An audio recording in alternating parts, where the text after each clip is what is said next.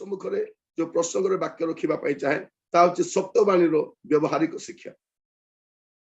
सप्तवाणी व्यवहारिक शिक्षा जदि कई बाइबल पढ़ा अच्छा पढ़ी पारे लुक 23 पर्व 34 पद लुक 23 तार 34 सेथिरे से ताहाकु कहिले मु तुम्भकु सत्य कहूअछि। सेतेबेले यीशु कहिले पिता एमानंकु क्षमा कर कारण ए माने कौन करूअछंती ताहा जानंती नाही। आउ से माने ताहांक वस्त्र सबु भाग करिबा निमंते गुଳି बांट कले। एटा में देखु प्रभु यीशु ख्रीष्ट जेरूसालेम को गले दुख सह कले रात सारा प्रहारित होइछंती लोक मान दाढ़ी उपाड़ी गीत रचक लिखुंट यीशु पिठीर हाड़ सब गणा जाऊ शरीर हाड़ सब गणा जाऊला आप गणी पारे ताने यीशुकर जुबा यीशु 33 वर्षर जन युवकर शरीर संपूर्ण युवा अवस्था अच्छा कि प्रकार मांसमय थी शरीर किसी मांस ना मुह चिन्ह होने कहीं मुह को घोड़े लोक मैंने विधा मारी आप पचार कह तुम्हें भाववादी परा तुम्हें कह तुमको किए माइला दाढ़ी उपाड़ी दाढ़ी उपाड़ा अपमान कर गोटे चिन्ह मुहर छेप पकड़ा अपमान कर चिन्ह राति सारा प्रभु यीशु को सेमाने एभली भाव निर्यातित कला परे राजरास्तार खसाड़ी नौ प्रभु यीशु ख्रीष्ट जो जो स्थान मानक गौरव पाई जो जो स्थान मानक लोक मान प्रशंसा करते से सब रास्ता दे नौ अपमान करने आउ से प्रभु यीशु ख्रीष्ट को नहीं क्रूसरे क्रूसार्पण कला परे प्रभु यीशु ख्रीष्टंकर एटा प्रथम बाणी थिला पिता एमान को क्षमा करो एमाने कौन करूछते ताहा जानती नहीं माने एटा होची गोटे क्षमार बाणी थिला क्षमार कथा प्रिय भाई बहन माने आमे एही प्रथम बाणी को आमे बहुत ध्यान करू बहुत बहुत भाव में आम प्रचार भी करू किंतु आपण केबे व्यवहारिक भाव में एटा नहीं छथि एटा मु कहिबा पई चाहे व्यवहारिक भाव में जदि आज प्रभु जीशु क्षमा कर आमे क्षमा कर पारुछु कि एटा मु पचारिबा पई चाहे आमे तो हमर बापा को क्षमा करिना हम मां को क्षमा करिना हम सासु ससुर को क्षमा करिना हमर दियर ननंद को क्षमा करिना हमर प्रतिवासी को क्षमा करिना हमर मंडल विश्वासी मान को क्षमा करिना हमर सहकर्मी मान को क्षमा करिना ताले गुड फ्राइडे मो पाई कोन कोन गुड फ्राइडे आज मुह सुखाई कांदी देवी आउ जमती कि सेमती रही आपण गुड फ्राइडे से हम शत्रु मान को क्षमा कर जदि आप अन्य मान को क्षमा कर आम कौन कौन नाई सी भूल करिथिला सही कथा तो से माने भूल करथिले यीशु क्षमा दउछन से माने क्षमा मागिबा पे आसुना यीशु वॉलंटरली क्षमा दउछन बाइबल कौन कहे जदि आपनकर नैवेद्य उत्सर्ग करिबा पई जाउछंती प्रभु यीशु ख्रीष्ट आपना को उत्सर्ग करिबा पई जाउछन आ से नैवेद्य जदि ग्रहण होबार अछि आपण देखंतु माथ्यू 5 पर्व 23-24 माथ्यू 5 23 और 24 अतएव जदि बेदी निकट को तुम्भे निजर नैवेद्य आणुथिबा समय रे तुम्भ विरुद्ध रे तुम्भ भाई रो कोनोसी कथा अछि बोली सेठारे तुम्भर मने पड़े ताहले से स्थान रे बेदी सम्मुख रे तुम्भर नैवेद्य थोई दी चली जाओ आगे निज भाई संगरे मिलित हो आउ ताहा परे आसी तुम्भर नैवेद्य उत्सर्ग कर प्रभु यीशु ख्रीष्ट से क्रूस रूप बेदी रे आपना उत्सर्ग करबा पूर्व बलि उत्सर्ग करबा पूर्व प्रभु यीशु एठी अन्य बलि देबा निज को बलि देबा पई जाउछि आ या पूर्व लोक माने बलि दउथिले अन्य विषय नहीं एठी प्रभु यीशु निज को बलि दउछन देबा पई किछि नै निज को से दउछन सर्वस्व दउछन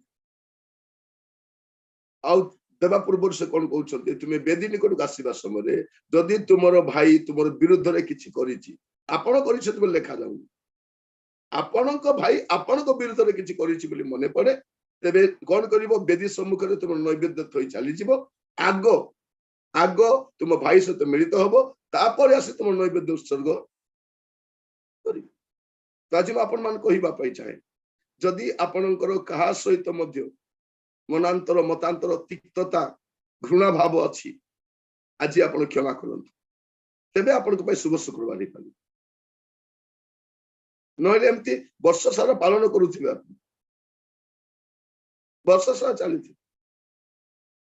काली भी लोक मैंने क्या गड़ धोई देइछंती चिनी चिनी के गड़ देइछंती सबरो गड़ धोइबा पे प्रस्तुत नहीं प्रस्तुत कि नहीं मु ता गड़ धोइबी मते कौन भाविल से एमती सेटिंग है कि बसी तो गड़ धोला बेल को तू मो गड़ धोइबो मु ता गड़ धोइबी से ता गड़ धोइबो सेमते रोरे सन बसंती इवन चर्च रु उठी गला से माने उठी की जिवे जो माने आउ भिन्न लोक आसी परबो से बोका बलिया ठिया हितबो तर पाद भी छुईबो नै बुझले मु कोन कहूची आपण मान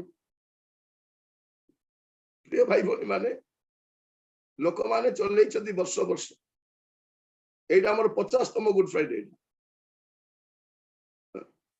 एटा हमर 50तम गुड फ्राइडे आपण को केते मु जानि नै किंतु एत्ते की गुड फ्राइडे पालन कला पर मध्य आमे यीशु को दुख भोग को आमे ए करछु क्रूसर सप्तवाणी को आमे स्टडी करछु किंतु प्रिय भाई भौणी माने प्रथम वाणी आम पई कोन आज आपण मान को सप्तवाणी व्यवहारिक शिक्षा देबा पई आपण क्षमा कर दियो केते थोर बोली पचार छन यीशु कहउछथि 7 गुण 70 थर केते थोर 7 गुण 70 थर बाइबल कौन कहउछि जे दया करे नहीं से निर्दय रूपे विचारित हेबो आमे प्रार्थना कौन करछु आम्भे माने जेपरि अपना अपना अपराधी मान को क्षमा करी अछु सेही परि आम्भ मान को अपराध सब क्षमा करो जदि आपण अपराधी मान को क्षमा करिसंती आपण को क्षमा हो आ बाइबल हमको कौन कहे प्रिय भाई बने माने एफिसियो तार 4 पर्व 26 पद जदि पढ़ी लेखा जाउछि सूर्य अस्त न होनु माने आजिर सूर्य अस्त न होनु आपण कोन करिवार अछि आजिर सूर्य अस्त न होनु एमती तो केते सूर्य अस्त हे गला सूर्य अस्त कोन हबो आमे अस्त हेबा को गलु सूर्य अस्त कथा छाडंतु आमे अस्त हेबा को जाउछु किंतु हमर गर्व को हमर क्षमा न देबार मनोभाव रखि आज कौन करबा ए प्रथम वाणी हमकु कहे हमर शत्रु को हम क्षमा करबार अछि आ शत्रु पई प्रार्थना करबार अछि आज हमर मंडली रे हम एमिति केते केते शत्रु मान को पाली छुटकिना के जण निजे शत्रु ही छथि हमें के जण को शत्रु हिचु आ जीवन व्यापी शत्रु हिचु से मोर शत्रु मोर 10 वर्षर शत्रु 15 वर्षर शत्रु मु एई चर्च रे आसीबा दिनरु से मोर शत्रु मु बाहाई आसीबा दिनरु मोर जा मोर शत्रु जा मोर शत्रु से दिन प्रभु कहबे जा जा बोलबे ए जा को भी कहबे आको भी कहबे तुम दिन जा जा जा क्षमा नहीं किछि नहीं बसी की कोन करबो आज गुड फ्राइडे पालन करबा समय आपण चिन्हट करंतु प्रथम कथा जदि कहा सहित आपनकर मनोमालिन्य होईछि प्रथम विषय क्षमा कर दियंतु तेबे आपण भाई गुड फ्राइडे पालन एटा सारे हम जिसु कोन सिखिछु स्टीफान जिसु सिखिचंती जते स्टीफान को लोक माने पत्थर फोपाड़ी मारुचंती स्टीफान कोन कहउचंती पिता एमान को क्षमा करो प्रेरित 7 पर्व 60 पद से कहउचंती पिता एमान को क्षमा करो एमान कोन करूचंती जानि नांती एमान को क्षमा कर दियो एमान को पाप गणना करो ना प्रिय भाई बहन मान प्रभु मान को अनुग्रह करू ता माने मु कहिबा पई चाहे आपन को भीतर जो तिक्तता अछि ताको छाडंतु गोटे बिटरनेस ता अछि ना भीतरे से बिटरनेस ताको छाडंतु तबे बड़ आपन को पाइडा कोनी पारिबो शुभ शुक्रवार नाले कोन अछि अन्य वर्ष बेले ए वर्ष मध्ये आज संध्या रे सरी जीवो तापर शनिवार तापर तो हैला तापर जोठी को सेठी ए लेंथ पीरियड जाएगा दुख चलती लोक मान मुंह को पूरा लंबाई दी लेंथ वाला पूरा लंबाई दी आर सुखे कौन है लेंथ चली प्रिय भाई बहन माने प्रथम विषय जदि आपण कहारी को क्षमा करना क्षमा कर द्वितीय विषय आप देखिए लुक 23 पर्व तार 43 पद लुक 23-43 ସେଥିରେ ସେ ତାହାକୁ କହିଲେ ମୁଁ ତୁମ୍ଭକୁ ସତ୍ୟ କହୁଅଛି ଆଜି ତୁମ୍ଭେ ମୋହର ସହିତ ପାରଦୀସରେ ଉପସ୍ଥିତ ହେବ। ଏଠି ପ୍ରଭୁ କଣ କହୁଛନ୍ତି ଆଜି ତୁମେ ମୋ ସହିତ ପାରଦୀସରେ ଉପସ୍ଥିତ ହେବ ମାନେ ପ୍ରଭୁ ଯୀଶୁ ଖ୍ରୀଷ୍ଟ ଏଠି କଣ ଆମକୁ ଶିଖାନ୍ତି ଯେ ବିନାଶ ପ୍ରାୟ ଲୋକ ପାଇଁ ଆମେ କଣ ଚିନ୍ତା କରିବାର ଅଛି ପ୍ରଭୁ ଯୀଶୁ ତ ମୃତ୍ୟୁଭୋଗ କଲା ପରେ ଚାଲିଯିବେ ପାରଦୀସ କିନ୍ତୁ ଏ ଲୋକ କଣ ହବ यार अवस्था कौन आम कौन कहूँ ये मरिब मरिब मरिब ये नर्क जीव से जीवा पूर्व जीवाटा डिसाइड कर जीवा पूर्व आमर गोटे वर्ड अच्छी गो टू हेल बोली गो टू हेल माने मु स्वर्ग मु एका जीवी आउ के जीवे नै बोला बेले एठी हमें कौन देखुछि प्रिय भाई बहनी माने प्रभु यीशु ख्रीष्ट से चोर को जने जे पाप रे अछि ताकू गोटे सुनिश्चितता दौरान आज आपणकर चतुर्पार्श्व अनेक लोक अच्छा अनेक कलिग अच्छा रिलेटिव्स अच्छा फ्रेंड सर्कल अच्छा जॉब कर सहपाठी अच्छा सहकर्मी अच्छा अनेक प्रभु को जानी ना आजिकल आम प्रचारक मान कौन कहूँ डाकिवा पूर्व कहूँ केते लोक थे आज्ञा 200 ए 200 पैसा मत डाकबनी जदि 5000 अधिक लोक थे मु जाए मुझे जाए प्रभु जीशु ख्रीष्ट जनक पाखक भी जाइछंती आ 5000 लोक को प्रचार कर जनक पाए से कोड़ी जाउछंती गोरासी अंचल को जाउछंती ता शब्द के सुनी पारु नांती से समुद्र तरंग रे केवल जीशु को कान को बाजुची ता चित्कार प्रभु जीशु ख्रीष्ट ता पाई गले अपमानित आसले से शीघ्र पला बोली कहि सुस्त कला से लोक मान को घुसुरी पसंद लोकर परिवर्तन पसंद मोर प्रिय भाई बहन मान आपण मान कहिबा पाई प्रथम कथा आपण सुनिश्चित कि पारदेश जीवे बोली आपण सुनिश्चित कि जदि आज किछि हेई जाए आपण कोठी जीवे पेटवर्ती पाप रखी कि विष रखी कि कोठी जीव हम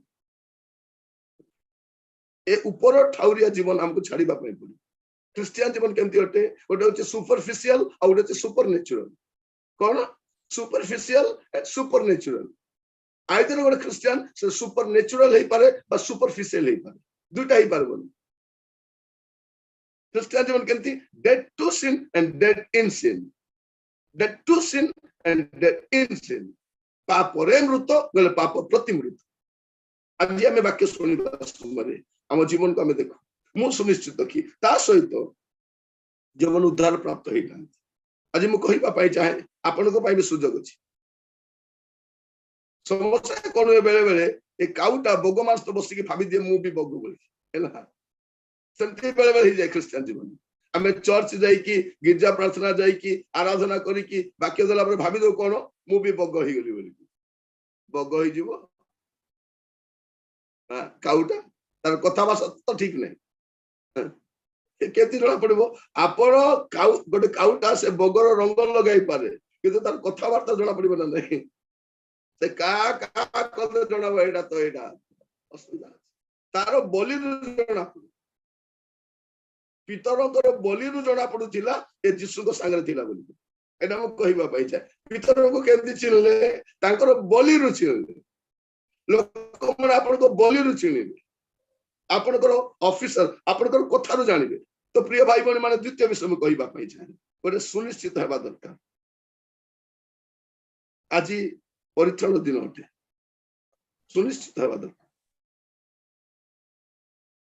आज आपन परिवार अन्य माने सुनिश्चित कि आपन सांग मान सुनिश्चित कि आपन सेमान पे कोन बच अछि प्रभु यीशु कर बच देखन ई कारण प्रभु यीशु होचति गोटे परफेक्ट सोल विनर आमे कहू ना आज्ञा सुसमाचार केमती कहबार अछि परफेक्ट सोल विनर सब बेला प्रचार करबा दरकार नहीं लोक माने आपन को देखि परिवर्तन होबा अछि এই ଚୋର କେମିତି ପରିବର୍ତ୍ତନ ହଉଛି ଯୀଶୁଙ୍କୁ ଦେଖିକି ପରିବର୍ତ୍ତନ ହଉଛି କେମିତି ପରିବର୍ତ୍ତନ ହଉଛି ଯୀଶୁଙ୍କୁ ଦେଖିକି ପରିବର୍ତ୍ତନ ହଉଛି ଲୋକମାନେ ମଧ୍ୟ ଆପଣଙ୍କୁ ଦେଖି ପରିବର୍ତ୍ତନ ହେବେ ଡିଏଲ ମୁଡି ଗୋଟେ କଥା କହୁଛନ୍ତି ପ୍ରିଚ୍ ଦ ଗସ୍ପେଲ if necessary then only use the word preach the gospel सुसमाचार प्रचार करो जदि संभव हुए तुम शब्द व्यवहार करो शब्द व्यवहार करबा दरकार नहीं जीवन यथेष्ट आम होचु से खोला पुस्तक भलिया आम होचु से पंचम सुसमाचार लोक नाम जीवन यीशु को क्रूस रे देखि से परिवर्तन हो जाउछि आ प्रभु यीशु ताको कोन कहउछथि आजि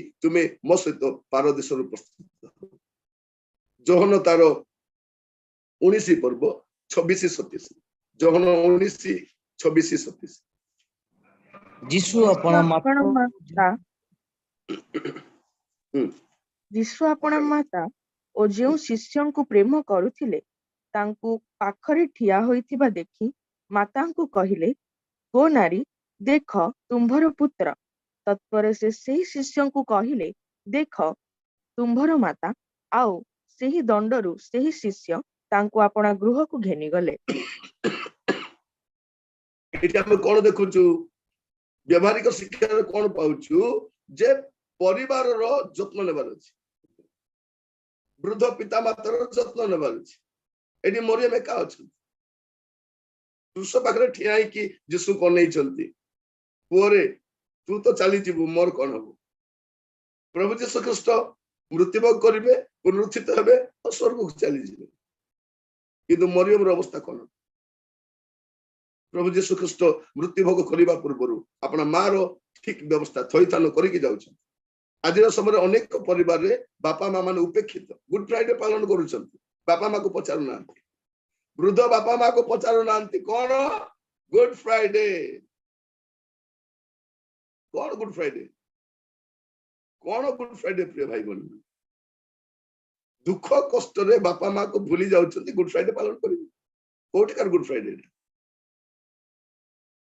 माँ क्या नुह सासू मध्य माँ तो माँ सासू माँ कौन अटे मदर इन लॉ लॉ अनुसार से आप मदर ये तो आप जन्मदात्री माता किंतु ये कौन मदर इन लॉ जत्न नेबा बेले बेले एमती जीवन करना सासू मैंने छाड़ी पलैया इच्छा लगे चलो ये अवस्था था सड़तु बोली किंतु प्रभु दायित्व देछन आपण नम्र कर जत्न किए अच्छा प्रिय भाई भाई माने जदि आज आपणकर पिता माता जत्न नौ ना ठीक भाव गुड फ्राइडे में आप चाहे से जत्न नि दुख कष्ट भूली जातु बेले बेले आप पिता माता आप चाहिए वृद्ध पिता माता देखी पूरा गोटे मुह देखिक जापारे बहुत निस्सहाय अवस्था बहुत निरुपाय अवस्था थी प्रिय भाई भौणी मान कहवाई चाहे से रुग्ण रोगाक्रांत अवस्था देखु आमर देश अनेक जराश्रम अच्छी सतन नहीं जराश्रम वृद्ध लोक रही वृद्धाश्रम सब रही कौन रही जत्न न द्वारा जत्न नि अनेक घरे बापा माँ माने परित्यक्त अवस्था रही था पचारती नहीं मेडिसिन दरकार कि खाइब कि कौन रात शोना पचार बाट नहीं इवेन से मुह भी देखा बाहर बुलवा गले पलांती कहवा भी दरकार नहीं पचार कुआड़े गले गाँ गला बेलू मुह को देखिए गाँव फेरले भी मुह को देखिए मेडिसिन खाइले कि केतबेले खाइबे कौन करेंगे ना किसी चिंता नहीं मुझे चाहे अनेक घर मो प्रिय भाई भाई मैंने पुओ झी मान प्रभु यथेष्ट आशीर्वाद कर चाकरी देइछन्ति व्यवसाय देइछन्ति आशीर्वाद कर कौन वृद्ध पिता मातार जत्न नेबा एटा होची तृतीय वाणी आम कृष्ण तृतीय वाणी व्यवहारिक शिक्षा कौन आमर परिवार वृद्ध पिता माता मान जत्न ने प्रभु आपण मान को अनुग्रह कर कारण प्रभु यीशु ख्रीष्ट होचंती बाइबल परमेश्वर किए अटंती से विधवा मानकर प्रभु अटंती से केमती सब उपेक्षा कर पळेबे से कौन करछंती तांकर जत्न नउछंती तांकर तत्वावधान करछंती प्रभु आपण मान को अनुग्रह कर मस्त खोल तो माथ्यू तार 27 पर्व 46 माथ्यू 27 तार 46 ठिया होइतिबा लोक मानक मध्यरु केही केही कहिले ए लोक एलिया को डाकू अछि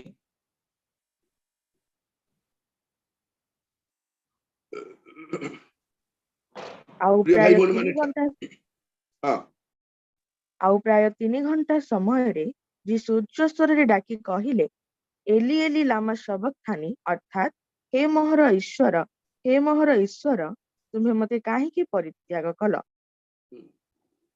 ଏଠି କଣ ହେଉଛି? ପ୍ରାୟ 3 ଘଣ୍ଟା ସମୟରେ ପ୍ରଭୁ ଯୀଶୁ ଖ୍ରୀଷ୍ଟ ଦୀର୍ଘ ସମୟ କ୍ରୁଶରେ ଝୁଲିଛନ୍ତି। ରାତି ସାରା ପ୍ରହାରିତ ହେଇଛନ୍ତି। ଯାହା କହିବାଟା କହିଛନ୍ତି ଜମା ପାଟି ବି ଫିଟେଇ ନାହାନ୍ତି। ବଧଯଜ୍ଞ ମେଷବେଳେ ସେ ପାଟି ଫିଟେଇ ନାହାନ୍ତି। କ୍ରୁଶରେ ମଧ୍ୟ ଏତେ ଘଣ୍ଟା ରହିଲା ପରେ 7ଟି ବାଣୀ, ଆମେ ହେଲେ କେତେଟା ବାଣୀ କହିଥାନ୍ତୁ? ଆମେ କହିଲାଟା ଗୋଟେ ଉପନ୍ୟାସ ହେଇଥାନ୍ତା, ସତ ନା ନାହିଁ? ଦୁଃଖ କଷ୍ଟ ସମୟରେ ଆମେ ବହୁତ କଥା କହୁ, ଇଆଡୁ ସିଆଡୁ ବକର ବକର ବକର ବକର କରୁଛୁ, ସତ ନା ନାହିଁ? ଯଦି କଷ୍ଟ ଥାଏ ବହୁତ କଥା କହୁ, କିନ୍ତୁ ପ୍ରଭୁ ଯୀଶୁ ଶିଖାନ୍ତି ଦୁଃଖ କଷ୍ଟ ସମୟ ନୀରବ ରହିବା। ସେ କଣ କହୁଛନ୍ତି? ହେ ମୋର ଈଶ୍ୱର, ତୁମେ ମତେ କାହିଁକି ପରିତ୍ୟାଗ? ଏର ଅର୍ଥ କଣ? ଯେ ପିତାଙ୍କ ଠାରୁ ପୃଥକ ହେବାର ଯନ୍ତ୍ରଣା ସେ ଜାଣନ୍ତି। ଆମେ ତ ପିତାଙ୍କ ସହିତ ରହିବାର ଅର୍ଥ ଜାଣିନାହୁଁ, ଆଉ ପୃଥକ ହେବାର କେତେବେଳେ ଜାଣିବୁ? ପ୍ରଭୁ ଯୀଶୁ ଯେ କେବେ ମଧ୍ୟ ବାପାଙ୍କ ଠାରୁ ଅଲଗା ହେଇନାହାନ୍ତି, କେବେ କେବେ। ସେ ତାଙ୍କର କଳସ୍ଥିତ ଅଦ୍ୱିତୀୟ ପୁତ୍ର। କେବଳ ଆମର ପାପ ସକାଶେ ଗୋଟେ ସମୟ ଆସିଲା ପିତାଙ୍କ ଠାରୁ ପୃଥକ ହେଲେ। କଣ ପାଇଁ? ଯେପରି ଆପଣଙ୍କୁ ମତେ ପିତାଙ୍କ ସହିତ ମିଶାନ୍ତି। ପ୍ରିୟ ଭାଇ ଭଉଣୀ ମାନେ, ଆମ ଭଳିଆ ନମକ ଖରାମ ଲୋକ ଦୁନିଆରେ କୋଉଠି ମିଳିବେନି। ମାନେ ଆମର ପାଇଁ ଯୀଶୁ ଏତେ କଲା ପରେ ମଧ୍ୟ ଆମେ ପୁନର୍ବାର ସେ ଭୁଲ କରୁଛୁ, ରିପିଟ କରୁଛୁ, କାରଣ ଆମେ ମୂଲ୍ୟ ଦେଇନ। ଆମେ ବିନା ମୂଲ୍ୟରେ ପରିତ୍ରାଣ ପାଇଛୁ, ସତ କଥା, କିନ୍ତୁ ପ୍ରଭୁ ଯୀଶୁ ଖ୍ରୀଷ୍ଟ ମହାମୂଲ୍ୟ ଦେଇଛନ୍ତି। He has paid the price. ଆମେ ମୂଲ୍ୟ ଦେଇନ, ଆମର ମୂଲ୍ୟ ଚଳିବ ବି ନାହିଁ। ଆମର ଉଦ୍ଧାର ପାଇଁ ଆମର ମୂଲ୍ୟ ଚଳିବ ନାହିଁ, ସେତେ ସେ ସବୁ ମୂଲ୍ୟ ସେ ଦେଇଛି। ଆଜି ମୁଁ ଆପଣ ମାନଙ୍କୁ କହିବା ପାଇଁ ଚାହେଁ, ପ୍ରିୟ ଭାଇ ଭଉଣୀ ମାନେ, ପ୍ରଭୁ ଯୀଶୁ ଖ୍ରୀଷ୍ଟ ପିତାଙ୍କ ଠାରୁ ସେ ଅଲଗା ହଉଛନ୍ତି। କଣ ପାଇଁ? ଆମ ସକାଶେ। ମୋର ପ୍ରିୟ ଭାଇ ଭଉଣୀ ମାନେ, ମୁଁ ଆପଣ ମାନଙ୍କୁ କହିବା ପାଇଁ ଚାହେଁ, ଆଜି ଏଇ ବାକ୍ୟ ଶୁଣିବା ସମୟରେ ଆପଣ ନିଜକୁ ଦେଖନ୍ତୁ ଯେ ପିତାଙ୍କ ସହିତ ଆପଣଙ୍କ ସହଭାଗିତା କେମିତି ଅଛି। ଏଠି ଆମେ ଦେଖୁଛୁ ଗୋଟେ ବିଚ୍ଛିନ୍ନତାର ବେଦନା କଣ, ଗୋଟେ ସେପାରେସନ ର ପେନ୍ ଟା କଣ ପ୍ରଭୁ ଯୀଶୁ ଜଣାଉଛନ୍ତି। କଣ ପାଇଁ ଯୀଶୁ ଏ ପେନ୍ ଟା ସହିଲେ? ଯେପରି ଅନନ୍ତ କାଳ ପାଇଁ ଆପଣଙ୍କୁ ମତେ ପିତାଙ୍କ ସହିତ ମିଶାନ୍ତି, ପିତାଙ୍କ ସହିତ ଜଡିତ କରାନ୍ତି। ଆମେ ତ ତାଙ୍କ ଠାରୁ ଦୂର ଥିଲୁ। ବାଇବେଲ କହୁଛି ଆମେ କ୍ରୋଧର ପାତ୍ର ଥିଲୁ, ଆମେ କ୍ରୋଧର ଶିକାର ଥିଲୁ, ଆମେ ଦଣ୍ଡ ଯୋଗ୍ୟ ଥିଲୁ, କିନ୍ତୁ ପ୍ରଭୁ ଯୀଶୁ ଖ୍ରୀଷ୍ଟ ଆପଣା ଉପରେ ସବୁ ଦଣ୍ଡ ନେଲେ, ଯେପରି ଆପଣଙ୍କୁ ମତେ ପିତାଙ୍କ ସହିତ ମିଳିତ କରାନ୍ତି। ଯେତେବେଳେ ଲେଖା ଯାଉଛି ଯୋଉଦିନ ପ୍ରଭୁ ଆସିବେ କହିବେ, ଆସ ମୋର ପିତାଙ୍କ ଆଶୀର୍ବାଦ ପାତ୍ର ମାନେ ତାହାଙ୍କ ରାଜ୍ୟର ଅଂଶୀ ହଉ। ପିତା ମଧ୍ୟ ବହୁତ ଖୁସି। ସେଦିନ କଣ ଲେଖା ଯାଉଛି ପ୍ରକାଶ ବାକ୍ୟରେ, ଯେ ପିତା ଆପଣଙ୍କ ବାସସ୍ଥାନକୁ ପରିବର୍ତ୍ତନ କରିବେ। ଆଉ ଲେଖା ଯାଉଛି ମନୁଷ୍ୟ ମାନଙ୍କ ମଧ୍ୟରେ ତାହାଙ୍କର ବାସସ୍ଥାନ ଅଛି। ପ୍ରଭୁ ଯୀଶୁ ଖ୍ରୀଷ୍ଟ ଆସିବେ, ଆମ ସ୍ତର ରହିବେ, ପିତା ପରମେଶ୍ୱର ଉପସ୍ଥିତ ଆମ ମଧ୍ୟରେ ରହିବେ। ଏଇଥିପାଇଁ ପ୍ରଭୁ ଯୀଶୁ ଖ୍ରୀଷ୍ଟ ପିତାଙ୍କ ଠାରୁ ଅଳ୍ପ କ୍ଷଣ ବିଚ୍ଛିନ୍ନ ହଉଛନ୍ତି। ପ୍ରିୟ ଭାଇ ଭଉଣୀ ମାନେ, ପ୍ରଭୁଙ୍କ ନାମର ଧନ୍ୟବାଦ। ଏବେ ଆମେ ପିତାଙ୍କ ନିକଟକୁ ଯାଇପାରୁଛୁ। କାହିଁକି ପ୍ରଭୁ ଯୀଶୁ ଖ୍ରୀଷ୍ଟ କ୍ରୁଶରେ ଏ କଥା କହୁଛନ୍ତି ଯେ ସେ ପିତାଙ୍କ ଠାରୁ ଅଲଗା ହେଲେ, କିନ୍ତୁ ପିତାଙ୍କ ସହିତ ଆପଣଙ୍କୁ ମିଳିତ କରିବେ। ପ୍ରଭୁ ଯୀଶୁ ଖ୍ରୀଷ୍ଟ ଯେତେବେଳେ ମୃତ୍ୟୁବରଣ କରୁଛନ୍ତି, ସେ ବିଚ୍ଛେଦ ଯୋଉ ବସ୍ତ୍ରଟା ଥିଲା, ସେ କର୍ଟେନଟା ଥିଲା, ଉପରୁ ତଳ ଯାଇ ଚିରିଗଲା। କଣ ପାଇଁ? ଯେ ଏବେ ଆପଣ ଆଉ ମୁଁ ନିଜେ ପିତାଙ୍କ କତିକି ଯାଇପାରିବା। ଆଗ ଯାଇପାରୁନଥିଲେ, ଗୋଟେ ଯାଜକର ଆବଶ୍ୟକ ଥିଲା, ଗୋଟେ ମିଡିଏଟର ଆବଶ୍ୟକ ଥିଲା। ପ୍ରଭୁ ଯୀଶୁ ସେ ମିଡିଏଟରସିପ କୁ ନଷ୍ଟ କରିଦେଲେ, କହିଲେ ମୁଁ ହିଁ ସେ ମିଡିଏଟର, ମୁଁ ତମକୁ ଅଧିକାର ଦଉଛି ପିତାଙ୍କ ପାଖକୁ ଯାଇପାରିବ। ସେଇଥିପାଇଁ ରାତି 12ଟାରେ ପ୍ରାର୍ଥନା କରିପାରୁଛୁ, ଏ ପିତା ବୋଲି ଡାକିକି। ବାକି ଲୋକ ଉଠାନ୍ତୁ ତ, ତୁ କିଏ ରାତି ଅଧରେ ହଇରାଣ କରୁଛୁ?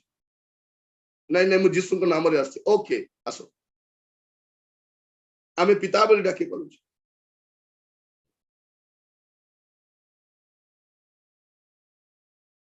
ମୋର ପ୍ରିୟ ଭାଇ ଭଉଣୀ ମାନେ, ପ୍ରଭୁ ଆମକୁ ଅନୁଗ୍ରହ କରନ୍ତୁ। ପ୍ରଭୁ ଯୀଶୁ ଖ୍ରୀଷ୍ଟ ଆମକୁ ପିତାଙ୍କ ସହିତ ମିଶେଇଲେ। ଆଉ ଏବେ କଣ କରୁଛନ୍ତି? ଏଭ୍ରି 4 ପର୍ବ 16 ପଦ ଅନୁସାରେ ଆମେ କଣ କରିପାରିବା? ଆମେ ପିତାଙ୍କ ନିକଟକୁ ଯାଇପାରିବା, ଗୁହାରି କରିପାରିବା। ଆମେ କଣ ଆମର ପାପ ସ୍ୱୀକାର କରିପାରିବା, ଆମେ ତାଙ୍କ କତିରେ ନିଜକୁ ଆମେ ସମର୍ପଣ କରିପାରିବା। ଏହା କରିପାରିବା।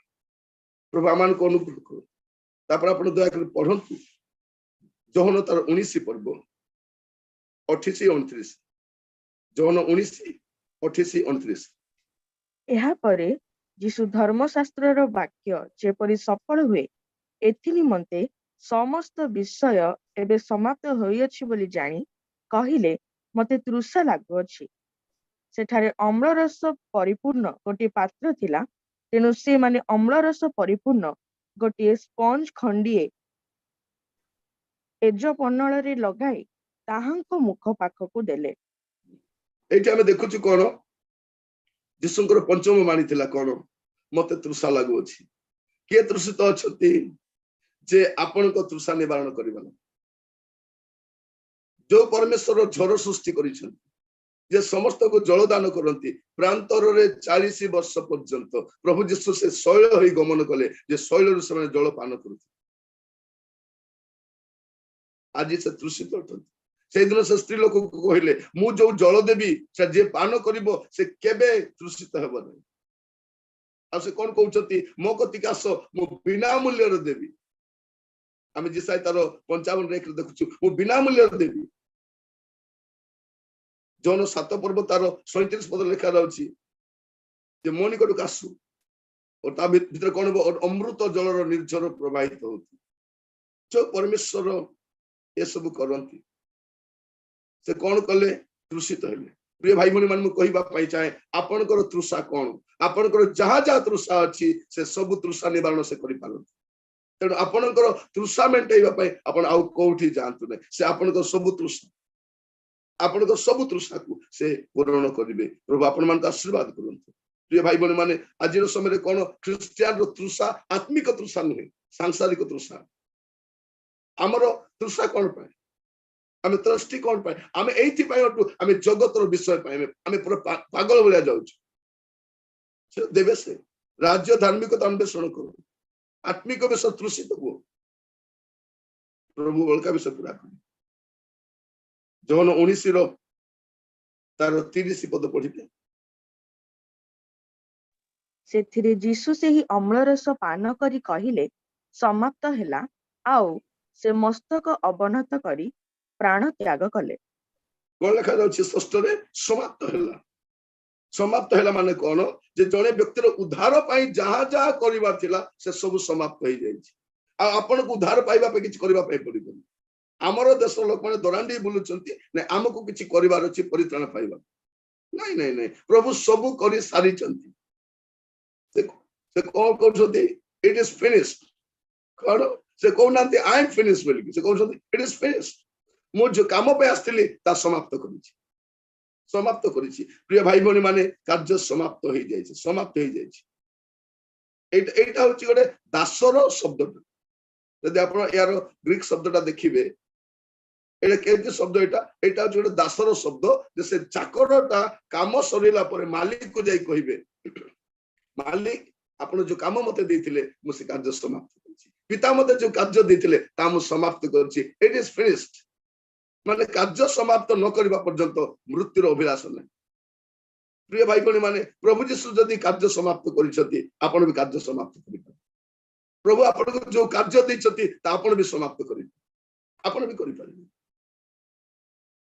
ମୋର ଶକ୍ତିଦାତାଙ୍କ ସାହାଯ୍ୟରେ ମୁଁ ତାହା କରିପାରିବି। ସେ କେତେ କାମ ଦିଅନ୍ତି, କାହାକୁ 5 ତୋଡ଼ା, କାହାକୁ 2 ତୋଡ଼ା, କାହାକୁ 1 ତୋଡ଼ା। ସେ ଜାଣିଛନ୍ତି କଣ, ଯେ ଆମର କ୍ୟାପାସିଟି କେତେ, ଶକ୍ତି ଅନୁସାରେ ଆମକୁ କାର୍ଯ୍ୟ ଦିଅନ୍ତି, ଆଉ ତା ସମାପ୍ତ କରିପାରିବେ। ଆଜି ଯୀଶୁ ଆପଣଙ୍କୁ ଏକ୍ସପିରିଏନ୍ସ ଦିଅନ୍ତି, ଯଦି ମୁଁ ସମାପ୍ତ କରିଛି ତୁମେ ବି ସମାପ୍ତ କରିବ।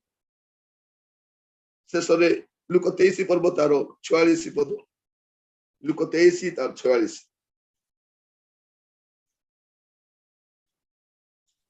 ଆଉ ଯୀଶୁ ଉଚ୍ଚ ସ୍ୱରରେ ଡାକି କହିଲେ, ହେ ପିତା, ତୁମ୍ଭ ହସ୍ତରେ ମୁଁ ଆପଣର ଆତ୍ମା ସମର୍ପଣ କରୁଅଛି।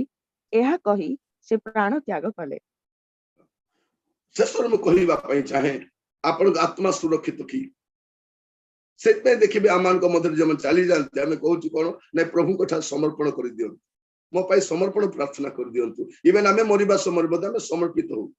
ଯଦି ସୁଯୋଗ ମିଳୁଛି ଆମକୁ ମରିବା ସମୟରେ ଆମେ କଣ କରୁଛୁ, ସମର୍ପିତ ହଉଛୁ। ଯଦି ଆମର सेन्स नहीं कमारे अच्छु अन्य माने समर्पित कर प्रभु यांको प्रभु आपन हस्त समर्पण कर प्रभु यीशु मध्य आपन कार्य समाप्त कले एबे से मृत्यु भोग करिया पाई जाउछंती कारण से मले ही हम जीवन पाइब प्रिय भाई बहन माने ईश्वर केबे मरंती नहीं से हम पाई मृत्यु को आस्वादन कर मृत्यु केमतीटा काहे के मृत्यु आसेला पाप द्वारा से मृत्यु कोन जानती नहीं पाप कोन जानती नहीं आमे पाप करिछु से पाप करिना आम पाप सकाश से दंड सोचुन आम पाई से मरुछन अब से मरिक उठुछंती कोन पाई जेते कलंकित पापी हेले मध्य से क्षमा प्राप्त हेले उठी परिबो पुनरुत्थित होई परिबो ए लिखा जाउची आत्मा सुरक्षित हेबा दरकार प्रिय भाई बहन मन पचारिया पाई चाहे आपन आत्मा सुरक्षित की आसंता काली कोन हो हमें जानि न हमें जानो ना आसंता काली कोन हो किंतु गोटे विषय जानिबा दरकार हमर आत्मा सुरक्षित हेबा दरकार